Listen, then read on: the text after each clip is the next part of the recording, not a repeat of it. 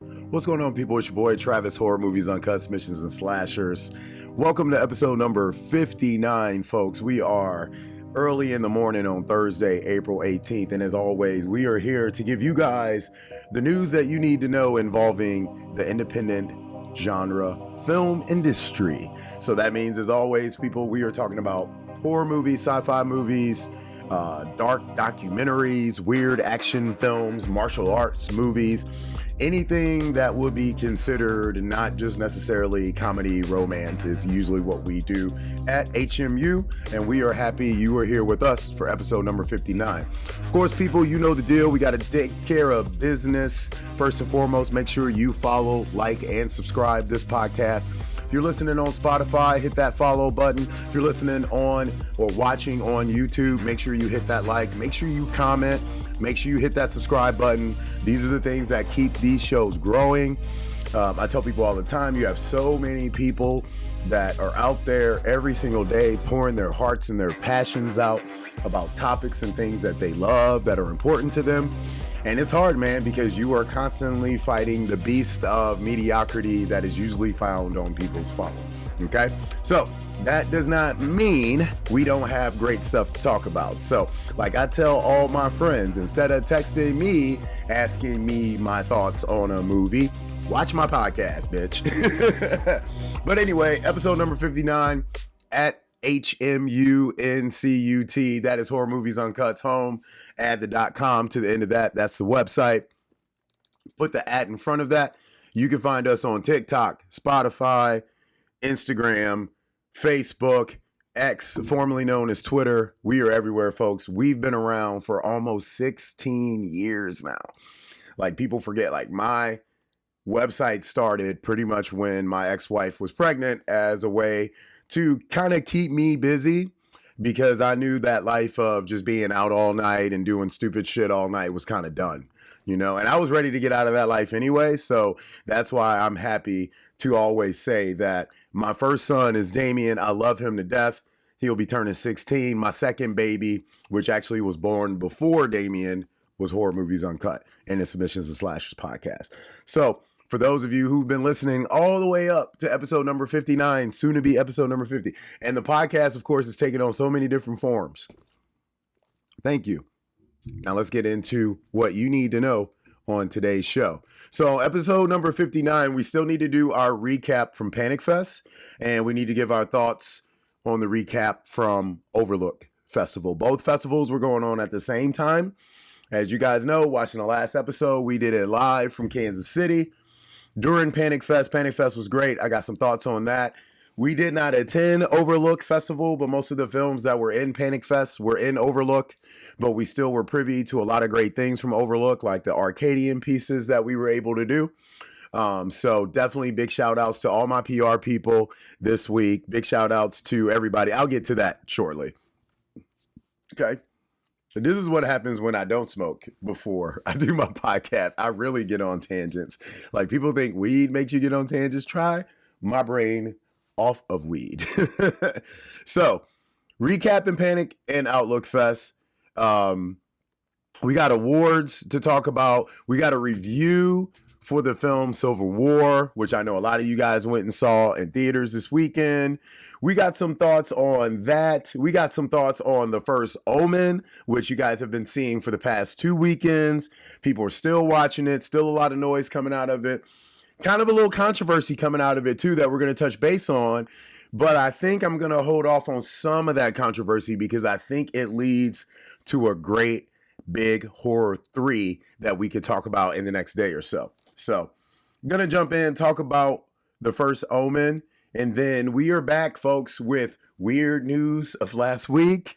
We got What the Hell is Streaming next week. And we also have the glorious return of indie film shout outs from Below the Grave.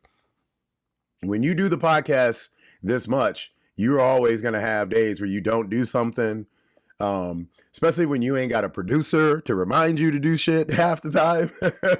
But we got the full gauntlet, folks. So I'm going to jump out, come right back. We're going to jump right into our thoughts on Panic Fest and the Overlook Film Festival. And then we will be back to talk about that and so much more. So don't you go anywhere. Of course, make sure you're hitting all those likes and subscribes. Send us money, all those wonderful things. Episode number 59. We'll be right back. All right, people, welcome back. Smishes and Slashers. Your illustrious host, Travis, from the illuminating family of Horror Movies Uncut. Big shout out to Downright Creepy, my extended family up in Kansas City. I feel like Tim and I started around the same time. Now, Downright Creepy, Tim Canton, Tim Casey, they were able to create this nice little festival using the Screenland Armor Theater. It's been going for some years now, man. They get quality films up there. And Panic Fest is definitely one of the festivals that gets some of the creme de la creme, if you may, of films coming through. And as one of the earlier festivals in the season, it's great because for a person like me, man, the faster I get a chance to see these movies, I'm ready to get on to the next year. I really, really enjoyed my time up at Panic Fest, primarily because it's probably been like, since I started this, it's probably been like the easiest film festival that I've ever covered. Now, you go back when I first started, I used to always go to like the Days of the Dead festivals and the Horror Hounds. And, those are more like fanfare festivals, but they do screen films. So usually if there was a film that I wanted to see and I didn't see it playing anywhere else, I would attend these festivals. And especially because when you live in a place like St. Louis that's so centralized, it's one of the downsides of being in this city. We should pretty much get everything here, kind of like Chicago does, but we don't because the market is just not for it. There are so many movies, concerts, events that pass up St. Louis because we still kind of have a conservative rhetoric here that, you can't do devil shit past, before noon. We talked about this with Late Night of the Devil, all these movies like Immaculate, that you can't even go see in theaters until like after 2:00 in a place like St. Louis, which is ridiculous because people like me, we go see movies at lunch, fam. Like, because my lunchtime is the evening time for most other people. You know what I mean? So it is rough, right? But the thing about Panic Fest, right up the road, it's Midwestern. I was really going back and forth between Panic and Overlook on which one I was going to go to. I initially made exclusive plans to go to Overlook, not even really thinking about Panic Fest. And the main reason why is because even though it's right up the road for me, only a 3.5 hour at most drive, I've been covering that festival virtual. We've been covering Panic Fest on HMU at least the last couple years, and it's been primarily virtual. Similar to the upcoming festival, which is the Summer Camp for Cinephiles, the Chattanooga Film Festival, usually, even though we went the last year, man, and I love that drive. I think it's like one of the best drives ever to go through so many different states, Illinois, Kentucky. You even touch Georgia, you know what I mean? You ain't too far from Florida, you know what I'm saying, when you go to Chattanooga. But it does not seem like you're that far because you are hidden in that little area surrounded by the Smokies. And that town is so beautiful and so, there's so many great things about Chattanooga. It's great that they do have a film festival down there too. I'm not going to lie. Not the biggest fan of the Reading House. I know that it's haunted or whatever, but I like theaters. I don't mind playhouses if they have multiple screening rooms. But when we have these festivals that have so many tremendous movies, we need multiple theaters so that people get the opportunity to see these films, okay? Overlook, I did not get a chance to go down there. But at Panic Fest, I will say that is definitely one thing they got right. The Screenland Armor has multiple theaters. It's more of a boutique, like what we would consider a boutique size theater. But even still, they were able to, they had like 80 shorts there, over 40 features there. You know what I mean? You still were able to get it done. Now, the one and only gripe that I actually have with Panic Fest before I get back into, I'm going to go to the negative stuff because there's so much more positive stuff. There needs to be a little bit more to do. Couple more activities and a little bit more engagement with the North Kansas City either community, kind of like, so like, I'm not gonna lie, when I go to these events, I am Lone Wolf McQuaid number one, because I have to be, because I'm on a different schedule than everybody else. So I might be able to attend one of the after parties, but I can't attend all the after parties because I got to get back and write reviews, or I'm going to be coming back to St. Louis trying to remember to write reviews for like 20 films. That's not happening. You know, my goal is if I watch 2 or 3 movies in a day, I need at least one of those reviews done before I start that 3rd or 4th movie. You know what I mean? And I stay on that, and that's kept me consistent, and it keeps me credible enough to keep getting invited back to these events, and I love it. And big shout out to Adam, Eric, John Pata, all the people, the volunteers, everybody up in Panic Fest that was hosting. Rewind Video is my spot, man. Why do we not have one of those every fucking where? I don't know. You know, those are like, Rewind Video is one of the things that was like KC don't look like KC anymore to me as a guy that's been going up there. You guys know what I do, man. Submissions and Slashers. We started our website covering women's mixed martial arts because I was up there covering Invicta every single week that they would have fights up there. You know, big shout out to Shannon Knapp. She was one of the first people to give me credentials, you know, to go and cover women's or just in general professional fighting.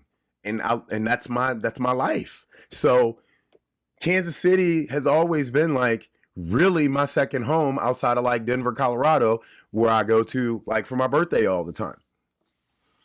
The reason why I've always liked Kansas City is because it is St. Louis with a little bit more edge and a little bit more grit. The girls up there all have way more tattoos. It seems like everybody has worked in the service industry. Everybody has 1 or 2 jobs. The grind reminds me a lot more of places like Detroit, like where my fighters are, or like LA, where I lived for a while, where you just, or like New York, where you just kind of are around people who are constantly knowing they got to be on that grind. I love that mentality. It's the one thing that drives me insane about here. That mentality does not exist here in St. Louis. People work like 2 jobs and then they feel like they can't have any social life whatsoever. The only thing I tell them is that's only true as if those 2 jobs are literally your passions, your income, your entrepreneurship, where you got to wear all those hats. When you come home, man, fuck those 2 jobs, fuck those 3 jobs, fuck those 4 jobs. Your job now is to take care of you, yourself, and your family when you get at home. That's why when you could cover a festival like Panic Fest, it feels like you're at home. And I mean, what better, you know, review can you give for a festival than saying you feel like you're at home? But like I said, I'm gonna go back to that point. There needs to be a little bit more for the people who are not like me, and Kansas City does not feel like a second home. Because yeah, I drove around the first couple days being like, oh, that's changed. I went by and checked out the new KC Current Stadium. Big shout out to KC Current, the ladies. It's a great stadium. It's kind of weird looking, and it looks like it's in an area that can be like stink at certain moments of the summer. But for the people that are not from the Midwest, that don't know KC, I feel like if you're going to extend the festival to the 10th, and you're not going to really have any activities in the daytime outside of like the Sunday brunch and stuff like that, there was still a Monday, a Tuesday, and a Wednesday. My anxiety got the best of me so much waiting to go to the theater that I ended up leaving Wednesday afternoon, because once I got done with my workout, once I got done finishing my recaps from the night before and checked out of my Airbnb, like literally I had Boy Kills World on the register at 6:30, and it was like 1 o'clock in the afternoon. And and there was nothing else for me to do. Like I could not like I mean I could keep going to the dispensary, the coffee shop, whatever. But I'm not just trying to be up there spending money while I'm waiting on a film, only to then drive straight back home when the film was over. Now, luckily for me, the closing night film was infested vermines, and I'd already seen that. So Boy Kills World was my biggest thing. Now I reached out to my girls and they were like, hey, we can't get you Boy Kills World while you're up there, but if you don't see it, don't worry, it'll be coming to you soon. So I didn't see it. I wanted to see it. I'll still see it before it hits major theaters, and I'll get some information to you guys, but I did not see Boy Kills World, so you will not be getting a review from us on that. And it's primarily because I just left, man. Like, it just got to the point where I was like, it's just time to go.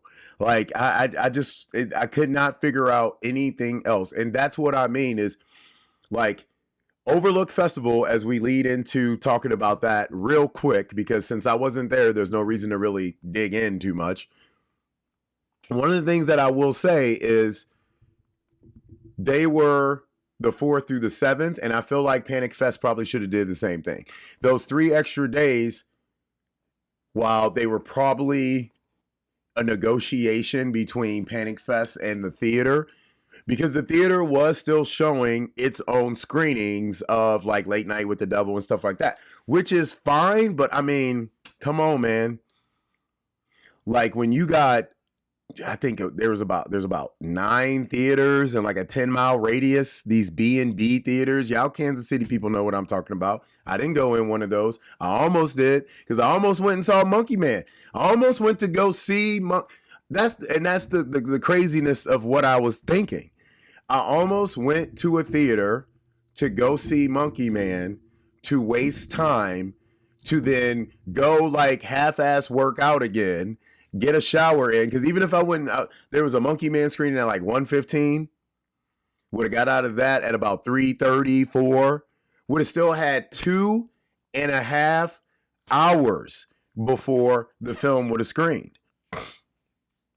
So I would have went to the gym, just like the YMCA in like downtown KC, worked out, half-ass, probably back.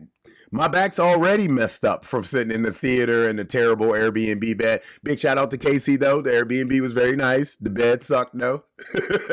Killing your boy. When you get to those last 3 days and there is nothing in the daytime really to do. Now, Kansas City is a city that like you can explore, man. You got the parks, you got the museums, like, and for me, like Nelson Atkins Museum, like I said, man, that's my second home. I didn't even want to go visit those places because I was like, that's not what I'm up here to do. Like, I'm not a tourist of Kansas City. Now, if I would have went to New Orleans, I would have been more of a tourist in New Orleans, even though my family is technically from that area. But I have not been down to New Orleans since like pre-Katrina, like we had an Invicta fight to go to in Houston. We stopped through New Orleans. I mean, it's been a while since I've even touched foot in the state of Louisiana, which is sad because I'm a Cajun boy at heart. So I should have my ass down there all the time. I think I should move my ass down there, to be honest with you. I need to check a little bit more into the political scope of what's going on in LA, But what I will say is Overlook Film Festival, 4 through 7, that felt right. So Panic Fest, I would just say, come up with something for the people that are coming in town to see your festival. Because there was I met some people from Ohio, Iowa. It's a Midwestern, Indiana. It's a Midwestern festival, man. So when people see that it's only going to be a 5-hour, 6-hour or less drive, they're there. We had people from Nebraska. You always get people from Nebraska up in Kansas City because that's like a 4-hour drive from like Omaha or something. So I used to have some kickboxing homegirls that would drive in like every weekend to go to fights and stuff up there. So Panic Fest, great. Loved it, man. Can't wait to cover it again. I will be back next year. I'm really going to, if they do both of them again, I'm probably going to go to Overlook next year just to give that love. Because like I really appreciate that these festivals allow me to cover them remotely, but that's not what I did this for. That's not what I signed up for this for. I mean, I love podcasts, I love Spotify's, I love all this YouTube stuff, but if none of this stuff existed, I still would be writing about the films because I started writing about the films and talking about them before this stuff existed. So, Overlook Film Festival. Actually, before we get into Overlook, let's just really quickly run down the award winners from Panic Fest. So, courtesy of Tim and the lovely folks over at the Downright Creepy, feature film award winner Azriel. Okay, a lot of people love the movie. I enjoyed so much of the movie. There was a part of it that I couldn't stand. I'm not gonna lie, and I even said that in the review. So you can read my review for Azriel on the website. But I understand why it hit festival favorite. Samara's crazy. She's so good in there. It's going to be a favorite at most of the festivals that it was in. It's going to do well when it hits theaters.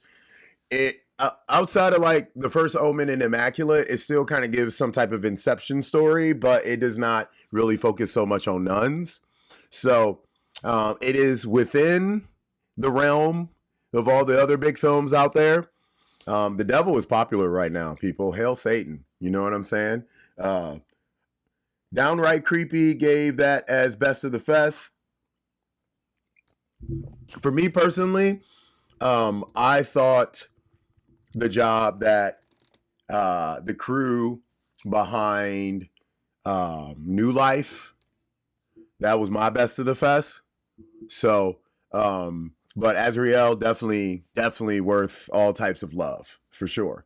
Best director, the homegirl Jill Six Gervasian. Ghost Game was a lot of fucking fun, man. I'm so proud of her for that movie because it's just it's fun, and the drama aspect of the characters and what they're going through is on some real shit. So I appreciate the writing by Adam in there. And it's just great, man. I got a chance to hang out with Michael C. Williams all weekend. Man, like, I'm not the biggest Blair Witch fan, never have been, never will. I definitely understand and the appreciation for it and what it has done for horror films, because found footage films like were able to really hit their launching point because of the Blair Witch. Blair Witch is not the first found footage film, people, but it did launch the genre the way that it should be, and that's why we still have a lot of great found footage festivals and films that are out right now. But Ghost Game's not a found footage film. It's straight up, and it's a great step up in my opinion from the stylist. I thought the stylist was a little too slow.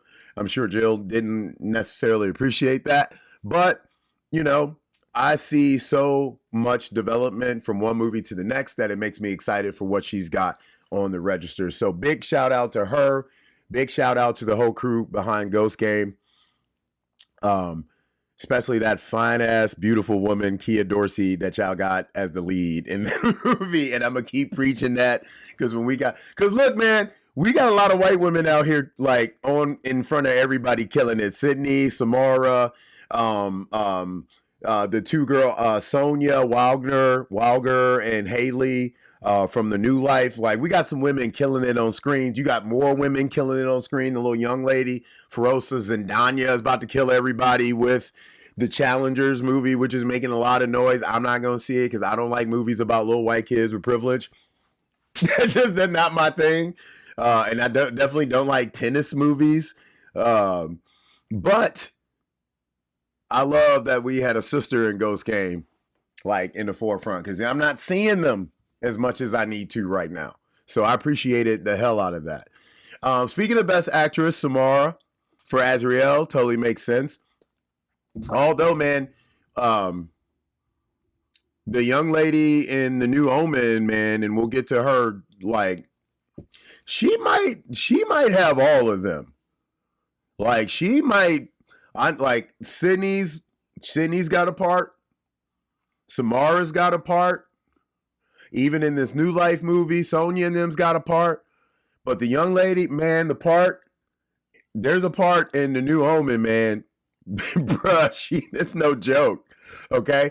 Speaking of the homie Michael C. Williams, best actor, Ghost Game. Michael was clowning in the movie, man.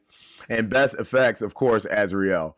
Like, I really don't have any problems with anything listed on there. There was so much great stuff. I will like to say that the directors between The Island Between Tides is something that I gave consideration to for best director. I've already talked to one of them. I got a hold of the other director, Andrew Holmes, but we kept missing each other. And there was this moment that I think we were in the bathroom at the same time, and you know, dudes were like, I know that dude, but you're in the bathroom, so dudes are all like fucking weird and shit. Like, hey man, you got, you know, we peeing, we being men, you know what I mean? Like, we can't look at each other, which is kind of weird because you shouldn't really be looking at somebody when they're doing something like, you know, relieving something. But I'll catch up to them because I know them dudes will have a lot of stuff coming out in the future. So, long form short films, best of the fest, Bug, best director, Danielle Ricci and Emmanuel Ricci for Juggernaut, best actress. Big shout out Nahara Townsend for Bug. Nahara just cannot stay away from Kansas City shit. You know what I mean? Because you got to remember, she was the lead in The Stylist. Best actor, Jaden Cal. Robbie Isn't Right No More. And best FX for the movie Bug, where I believe they use real bugs in. Best of the Fest, Bath Bomb. Best director, Ramon. My Scary Indian Wedding. We're talking about the shorts right now. Best actress, Tiffany Traynor, Florence in Customer Care. And best actor, Anders Yates in Bath Bomb. Yes, Anders Yates. Toad Boy won best FX. So that takes care of Panic Fest. Okay. Overlook Film Festival, real quick. Arcadian was great. Now, their audience award film was Oddity. We saw Oddity up in Panic Fest. It's the weird movie with the wooden character. Now, one thing that I will say is that might have been the creepiest, scariest movie in the festival. Because even there were moments where I was sitting there like, man, this is actually very uneasy. Very good camera angles and shots in that movie, which is what makes it kind of crazy. Oddity, I totally can understand, similar to Azrael, why that is best in the fest. But look at the difference between the two, okay? Even though both movies played at both. I think Azrael played down here. People down here. The Scariest Short went to Carlos A.F. Lopez for Dream Creep.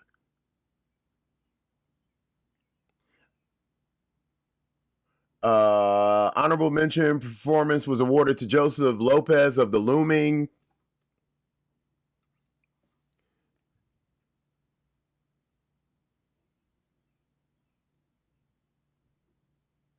Let's see. Yeah, so they were able to show Abigail down there, which, man, it would have been great to see. Mike Flanagan was there, getting a little Master of Horror award. Big shout out to Mike. Haven't talked to him since Oculus. Like, that's how long we've been around, man. David Dashmanel was down there. Late Night of the Devil Love. I mean, like, they had some things going, man. And look, I'll be honest. Yeah, they have more push and a little bit, and definitely more money than what Panic Fest. So I'm not trying to say that one festival is better than the other. That's not the point. What I'm trying to say is Panic Fest have a little bit more activities for people to do in KC. Overlook Film Festival, they are blowing up, man. They are trying to become as big as Fantastic Fest, Tribeca, things of that nature. So that's why they are running some stuff down there. So like I said, feature film winner Oddity, Damian McCarthy's film. I thought it was really, really good. Runner up, Humanist Vampire Seeking Consenting Suicidal Person. One of the main movies I wanted to see at Overlook. People, this is going to be playing down at Chattanooga Film Festival, though. So you will get a chance to see it there. The Looming, of course, once again, was winner for short film. Runner up for short film was Bree Grant. Big shout out to the homegirl, MLM. Working for a multi-level marketing company called La La Leggings. but it's a problem when you don't sell them leggings. I got to see that short. I need to reach out to Bree. We had a nice interaction talk and watched a movie together down at Fantastic Fest. She is great people, and I've been a fan of hers since Heroes and stuff. So it was great to meet her. So I'm super happy that she's back behind the camera, and it looks like this ML. And I've been hearing stuff about MLL or MLM before. Someday, all this will be yours. Grand Jury Prize for short film, honorable mention for cinematography, Dream Factory, scariest short, Dream Creep. And once again, Joseph Lopez for the performance in The Looming. So, if you read our press release that we posted from Overlook, you will find out that they had a lot of great things. Barbara Crampton was down there. It's exactly what you want, in my opinion, of a film festival that's trying to reach that nature. And once again, I am not calling out any other film festivals. We have a beautiful small film festival right here in my backyard called Hysteria. You get what you can get, man. And it always takes money and sponsors to make these things happen, and a lot of volunteers. So I will be looking forward to going to Overlook Film Festival if they will have me next year, which I hope they will. Especially because with the movies that they had this year, I can only imagine how good it's going to be the following year. Okay, people, that's 30 minutes just on those two festivals. We're going to jump right back in so we can get to the reviews, get to the news, and start winding down episode number 59 of the Submissions and Slashers podcast. Don't go anywhere. Let's take a break and come on back. All right, people, welcome back. Episode 59, Submissions and Slashers. You know the drill. Make sure you like, comment, and subscribe. We are talking about Civil War, the new movie from Alex Garland, A24, jumping in and not doing a movie like men. So everybody knows Alex Garland by now, Ex Machina. This new film is a road trip movie that is, I didn't know as popular as people are making it. Road trip movies have been around for a very long time. There's a category on IMDb. You can click on it and it will show you all the road trip movies that are out there. Usually it's kind of like a buddy comedy movie. But in this particular movie, we're following a bunch of war journalists who are capturing the Civil War that is happening within our own country. So if you don't know the premise, we got California, Texas.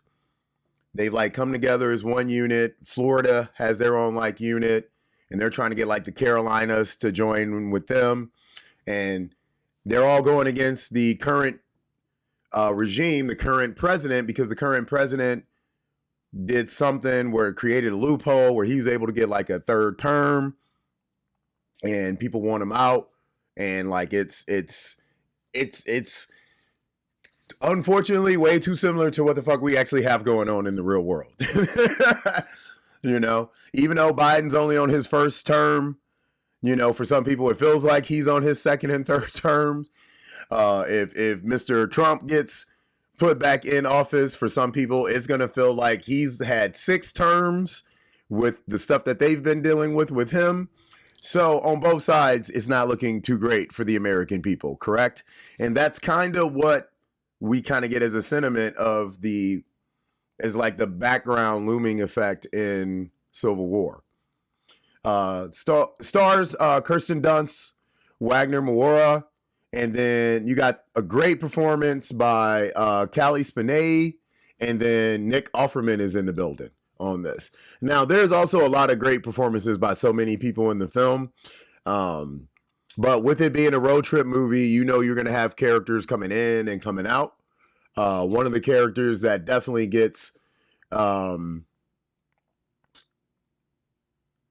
through the ringer is Kirsten Dunst's character, because it's involving her being one of the top photographers in the world. I mean, she's been everywhere. She's got some of the most prolific shots, some of the most gut-wrenching shots you could ever see, right?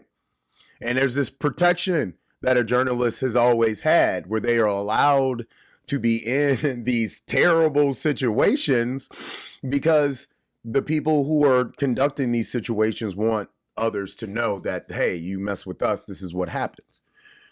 But when it hits home, it's different. And that's what this character is dealing with. Is she's used to going outside of the country, seeing turmoil, madness, and chaos, taking photos of it, capturing it, but then being able to come back to America and escaping from that.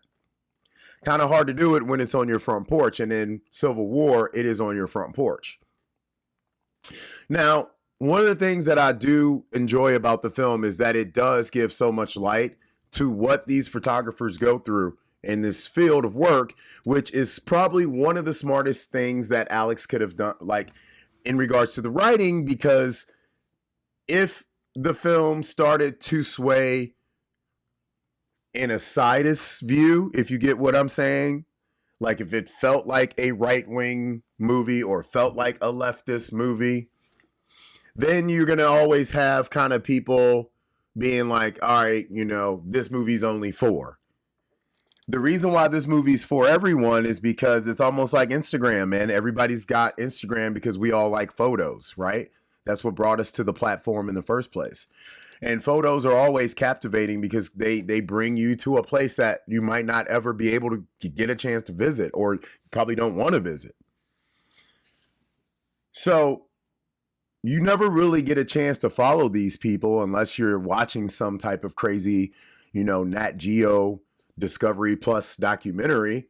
So to see this as kind of like an action film mixed in really was something refreshing and really a little bit more unexpected, because I kind of felt like there was going to be a lot of political jargon push.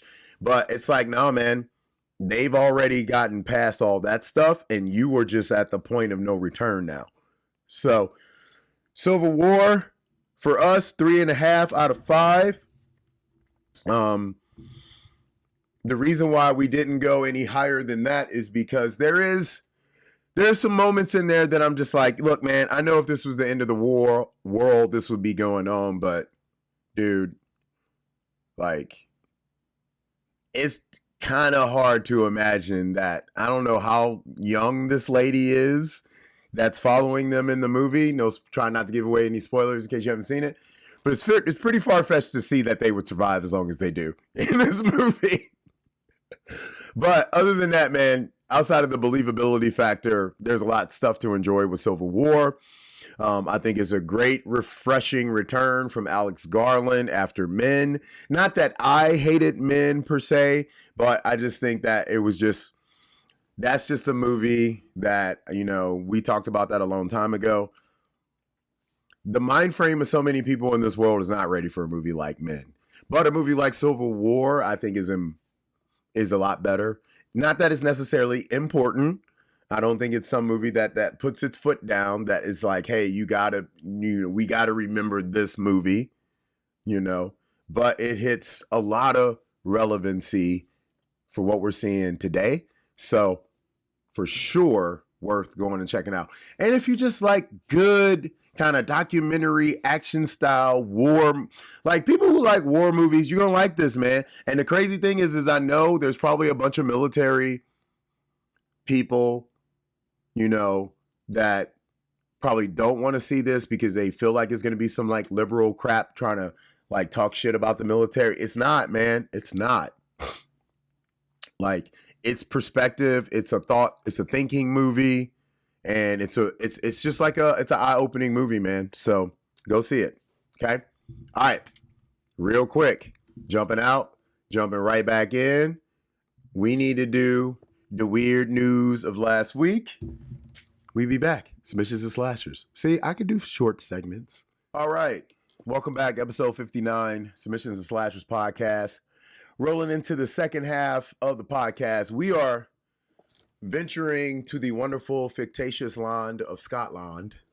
You know, all my Celtic people, what's good? Glasgow, you know, them boys, you know what I'm saying? I got the flag back there. Got the Rangers, Got a lot of Rangers. You know, one of the oldest rivalries in football history is Celtic versus Rangers.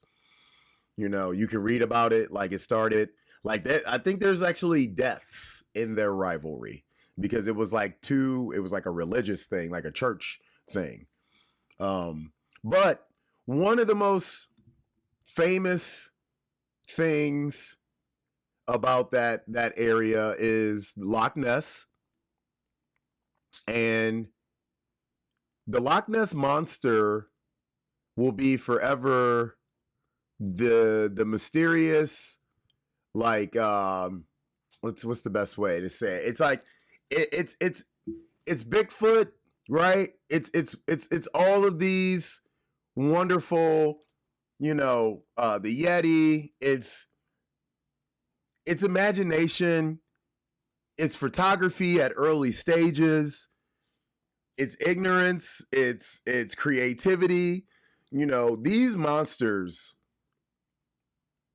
are all concepts of the mind when it goes down to it. Because since we don't have any feasible evidence, like there's not a foot, tooth, or something, you know, you always have these questions like, what was that in the water? You know, was it a spy submarine ship? Was it something, and there's stories like, what's one of my favorite stories? Was it a circus clown or a circus elephant that was going for a swim one night?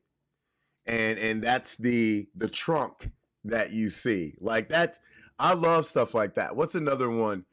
Like a more fictitious one was that's Captain Nemo, right? And his like super submarine that he just happened to get caught that one time and then went right back down. And that's why you never see him again, because he's Captain Nemo and Lord of the Sea and Davy Jones' locker and all that. You know what I mean? But the lore of Nessie is still out there, man. And I had no idea that people were still like interested in this monster. But one of the things that you like, the Loch Ness itself, still to this day, is probably one of the most beautiful, serene looking areas of the world, man. It's just nestled. The water is crystal clear, clean. It is amazing how beautiful that entire little section of the world is. And that entire Inverness has been set up with little B&Bs and hotels and all types of little Nessie treats for people to enjoy. And people have been visiting there forever, to the point where we are coming up May 30th on the 90th anniversary of the sighting of the Loch Ness Monster.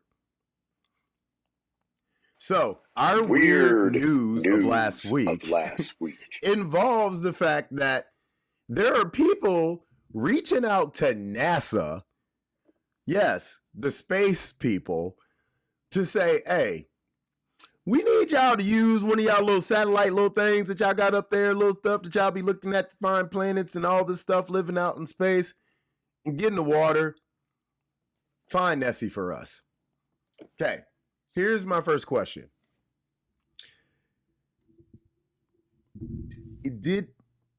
Is there not enough stuff that the people in the nautical world have done? Like, I'm so intrigued now that I'm one of my little written down lists is to go watch some documentaries on Nessie, because I'm like, there's gotta be people. Now, we clearly see there's people who are going in the water that are still making mistakes. But I would think that someone, with all the stuff that they put down there, you know, they got little robots that can walk on the surface in certain areas. There's got to be somebody has dropped something in there.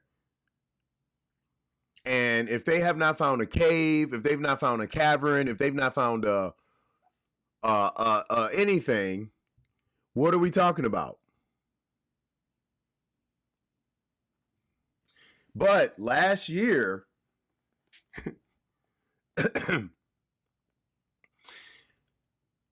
in the Highlands, the there is this group that use a hydrophone, and they captured some loud underwater noises and several potential sightings. Okay, people, we live in the land of TikTok, YouTube, where the videos at. Okay.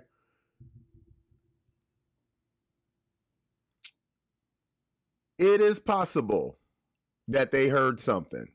It is possible that there was some rumblings of something. But could that possibly be just the earth moving, settling, changing? Because I don't know if you guys have noticed, but it's hotter than it's ever been. Sea temperatures are higher than they've ever been. The coral reefs are completely changing, disappearing, evaporating away. We have earthquakes in New York City. All over the world, people are experiencing all different types of crazy nature-induced catastrophic events. Maybe that was one of those going on there, okay? Because I feel like if Nessie is still around after 90 years, fam, I mean, we need to be tapping into that DNA right now, okay? Or we just need to be drinking the water, you know, like how has no one made like Ness water? You know what I mean? If we got Fiji, where I need Nessie, you know what I'm saying? If that motherfucker has survived for 90 years in that water, I need some of that water, fam. And I like water. I drink gallons. I usually have one of my big gallons by me, but I don't right now. I need that water. You know what I mean? So they want NASA to do some imaging to scan the Loch to see if they can find Nessie, and I'm all for it, man.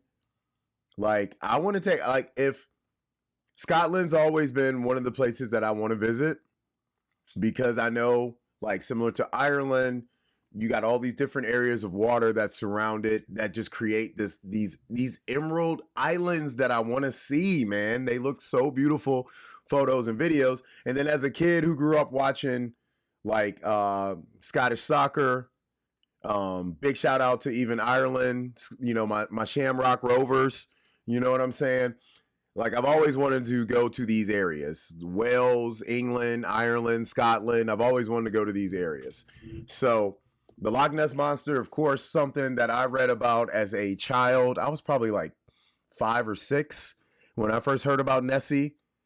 And you know, to see that this is still a thing going on when I have a kid that's about to be 16 years old, and he don't know nothing about Nessie, I'm sure, but I can ask him. You talking about a great trip, man. Like that would be a great trip to go over there. May 30th through June 2nd. If you are in the area, man, they are going to be doing a 90-year anniversary. Hotels are booking up right now. Some of them been booked, B&Bs, but they got a lot, man. It's like 30, 40 hotels in that area. I'm serious. Just go any website in that area, man. So many Airbnb, B&B things in that area is crazy. So, yeah, man, I love it. I like that weird news of the week. So, all right, we're going to hop back out. When we come back, we're going to talk about the first Omen. We'll break again and then wrap up with what the hell is streaming next week.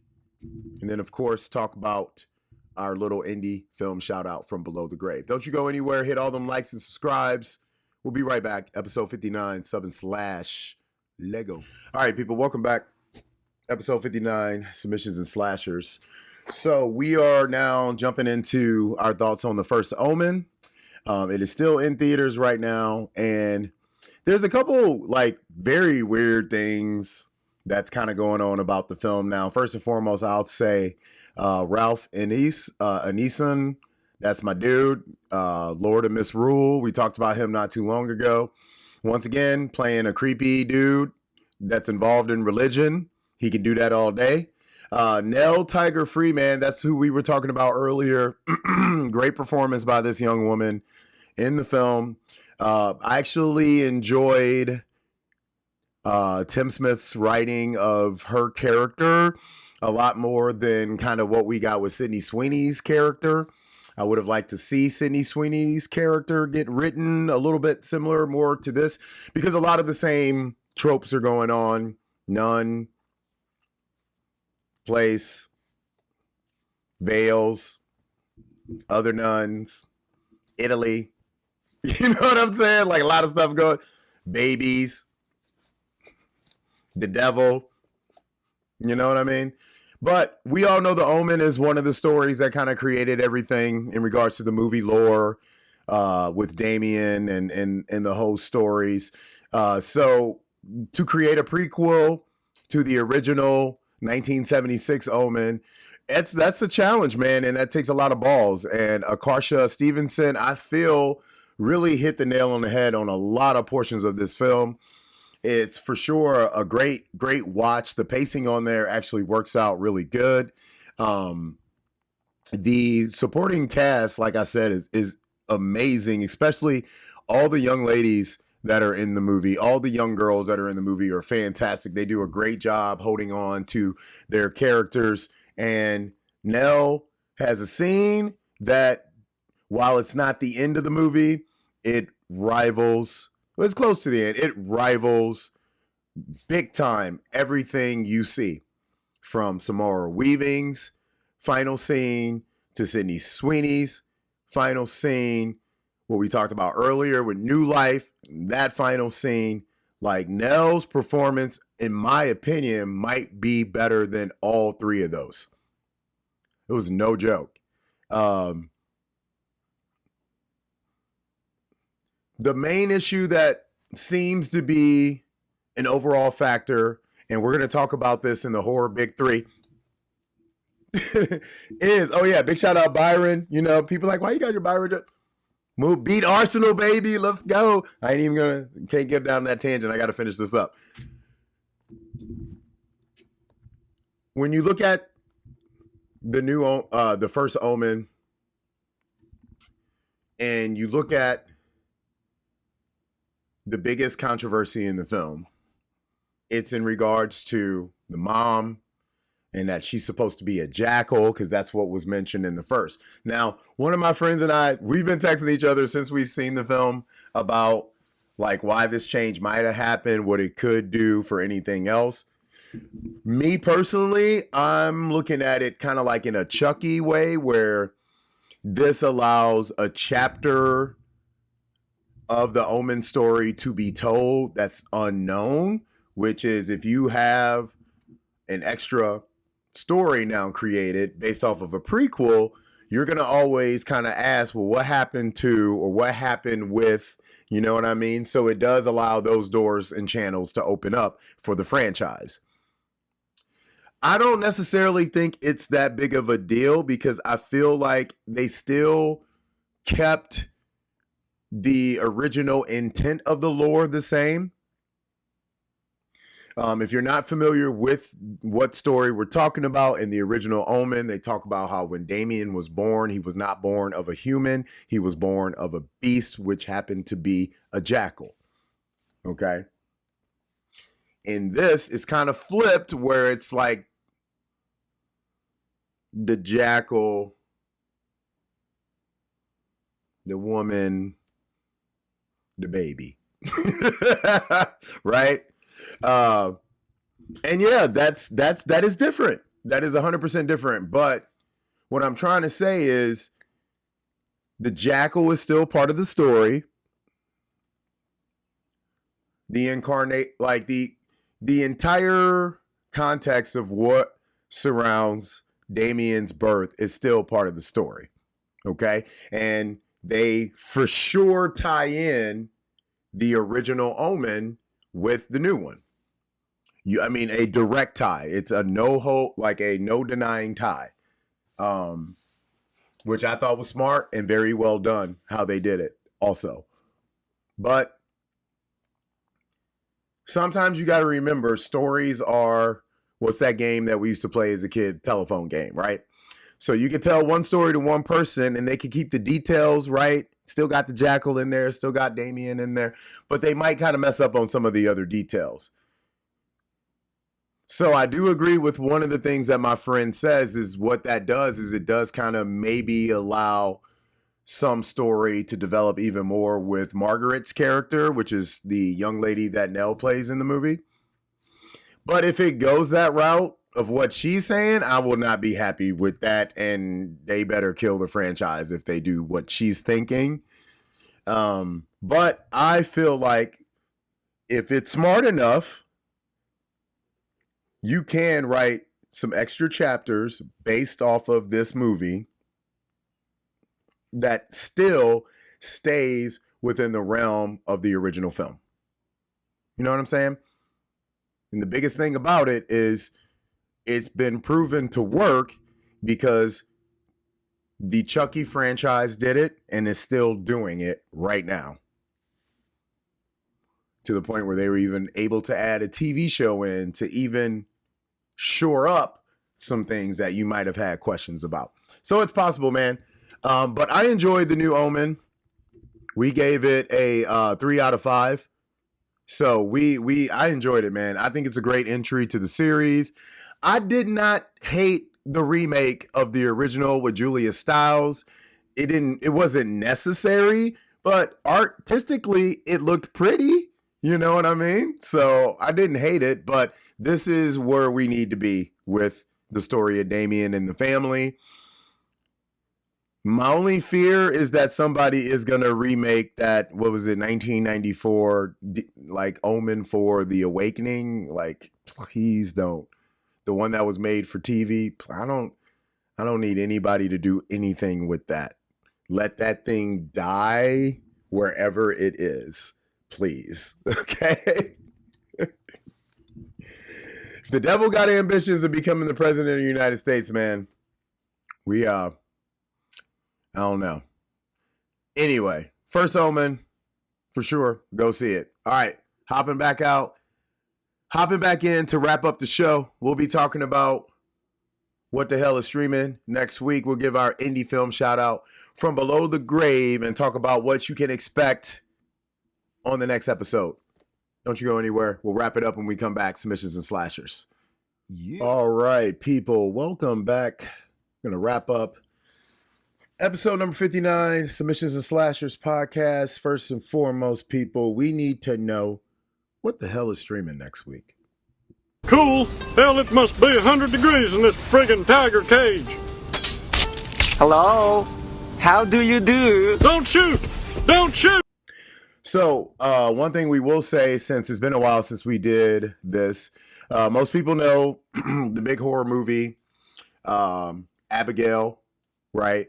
That's going to be out this weekend. I think a lot of people were excited to see that. I'm going to go see it later this evening. I'm trying to see, I missed the press screening yesterday for it. So I'm trying to go see it in the afternoon if I can, but I got a lot of commitments, so I probably won't be able to until the evening. But yeah, Abigail should be a lot of fun.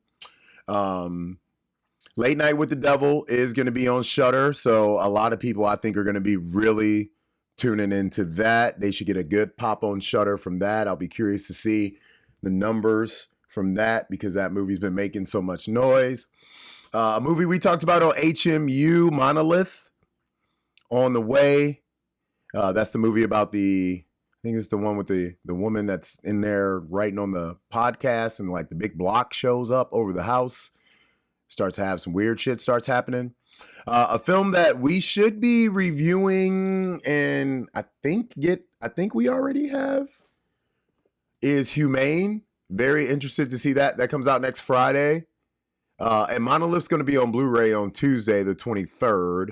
But on Friday, you got Humane. We got a copyright movie on Friday coming out, Cinderella's Revenge. So this goes into the copyright, over of names and titles so they can start doing some stuff with the characters. And then I told you guys another film that we've been covering tremendously, Vermine, since it was originally, we talked about this film when they first started talking about there's a new French film using real spiders. Do you remember that? Like, we talked about this film it didn't even have a title at the time. Then we found out it was going to be called Vermines, and then the American name is Infested. And that's the big spider movie that everybody saw, Panic Fest. this past weekend. Bloodline Killer is also going to be coming out. So next Friday, we got a lot of stuff on VOD and Shudder and Limited.